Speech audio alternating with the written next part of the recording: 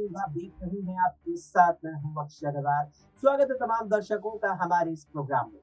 महात्मा गांधी जी की आज यानी मंगलवार को 76वीं पुण्यतिथि है। आज ही के दिन 1948 में नाथूराम गोडसे ने महात्मा गांधी की गोली मारकर हत्या की थी। इसके बाद से 30 जनवरी को शहीद दिवस के रूप में मनाया जाता है।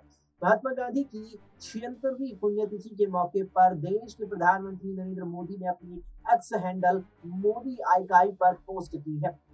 ये पोस्ट उन दिनों के हैं जब प्रधानमंत्री मोदी महात्मा गांधी के विचारों और कोट्स को अपनी निजी डायरी में लिखा करते थे। ऐसे जाहिर होता है कि पीएम मोदी ने न केवल महात्मा गांधी को बड़े पैमाने पर पढ़ा है, बल्कि उन्होंने उनके विचारों को भी अपनी डायरी के पन्नों पर उकेरा है। आइए जानते हैं कि अहिंसा को हथियार बनाने वाले महात्मा गांधी के किस कोट्स को पीएम मोदी ने अपनी डायरी में लिखा है।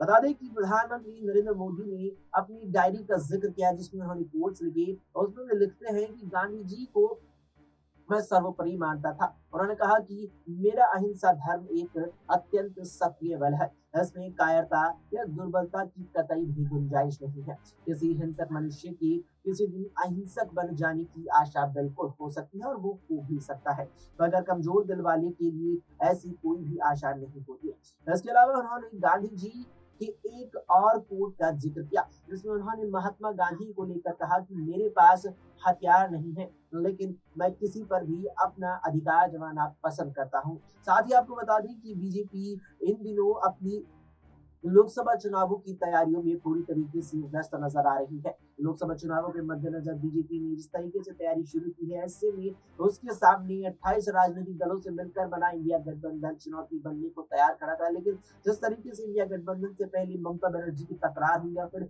नीतीश कुमार पूरी तरीके से गठबंधन से अलग हो गए हैं, उसमें यहाँ पर नरेंद्र मोदी के नेतृत्व वाली बीजेपी की एनडीए नेतृत्व में भी और साथ ही साथ लोकसभा चुनावों के लिए भी राहें आसान कर दी है। और यहाँ पर ये भी माना जा रहा है कि प्रधानमंत्री नरेंद्र मोदी का तीसरी बार देश के प्रधानमंत्री बनने का सपना अब साकार होने की गुंजाइश बढ़ गई है, क्योंकि जिस तरीके से विपक्षी गठबंधन इंडिया को कमजोर यहाँ पर होना पड़ा है नीतीश कुमार और ममता बनर्जी की दूरी के चलते, उससे बीजेपी की राहें आसान हो गई है। साथ ही साथ बीजेपी लगातार तीसरी मर्तबा लोकसभा चुनाव जीतने की ओर अग्रसर हो रही है। बता दें कि नीतीश कुमार हाल ही में यहाँ इंडिया गठबंधन से अलग होकर वापस एनडीए गठबंधन में शामिल हो गए हैं, लेकिन नीतीश कुमार ही इंडिया गठबंधन के कहीं ना कहीं संयोजक थे, पर वो इस बात से नाराज थे कि तमाम दलों ने उन्हें मुख्यमंत्री के बाद प्रधानमंत्री पद के लिए आगे नहीं भेजा। साथ ही साथ उन्हें गठबंधन के संयोजक पद और यहाँ और भी ऊंचे पद देने से इनकार कर दिया था। लिहाजा नीतीश कुमार नाराज हो गए, फिर उन्होंने इंडिया छोड़ते हुए एनडीए गठबंधन की वापसी कर ली।